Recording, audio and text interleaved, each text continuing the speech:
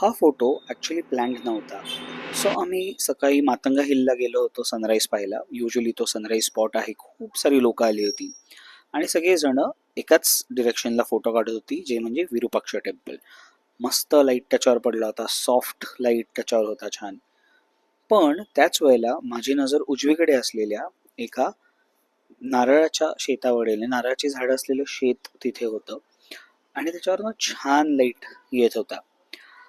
So just मी photo काढला. बघूयात काय येतंय.